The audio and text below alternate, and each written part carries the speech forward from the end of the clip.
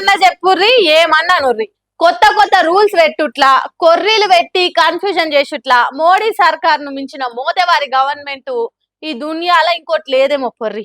ఇది నేనంటున్న మాట కాదు, పౌరసత్వం ప్రూఫ్ మీద కొత్తగినొస్తున్న ముచ్చట్లతోని రెచ్చిపోయి సోషల్ మీడియాలో ఇచ్చి పడేస్తున్న జనాల మాట. కావాలంటే మీరు కూడా చూడండి.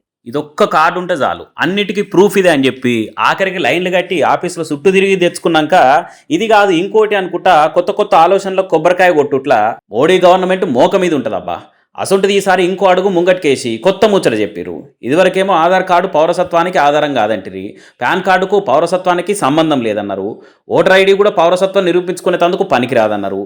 కొత్తగా మళ్ళీ ఇప్పుడు పాస్పోర్ట్ కూడా పౌరసత్వానికి ప్రూఫ్ కాదు అని అంటున్నారు.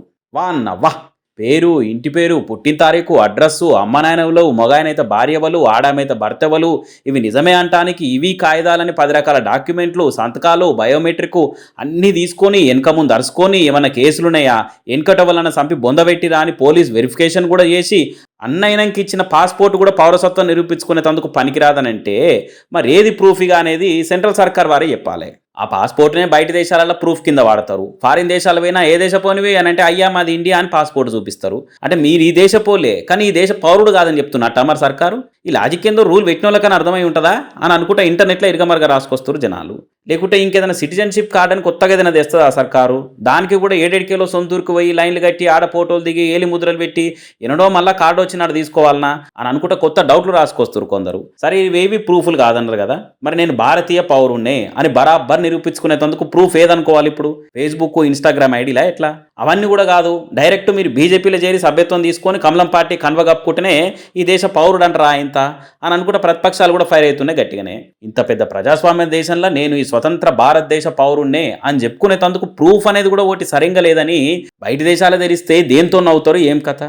మోడీ సార్ అంతా కాకుండా అప్పుడప్పుడు ఫారిన్ టూర్లు వేసే పబ్లిక్ కూడా ఒక్క తీరు అడుగుతున్నారు ఇట్లా. మరి మందితో ఇన్ని మాటలు అనిపించుకున్నాకన్నా మనందరి ప్రియతమ నేత మోతవారి మోడీ సారు ఏమైనా క్లారిటీ ఇస్తాడేమో చూడాలి. ఎట్లయినా ప్రెస్ మీట్లు పెట్టి మీడియా ముంగట మాట్లాడంటే సార్తో కాని పని కానీ కనీసం ఓ ట్వీట్ వేసినా చాలు తీరు.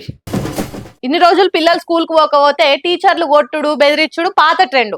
బట్ ఫర్ ఏ చేంజ్, పిల్లలకు స్కూల్ నచ్చకపోతే ప్రిన్సిపాల్ నే బెదిరించుడు, స్కూల్ నే లేపేస్తానుడు కొత్త ట్రెండ్. అదేంటి అంటారా? ఇగో ఈ చిన్నోన్ మాటలు ఇంటే మీకు ఏర్కైతుంది.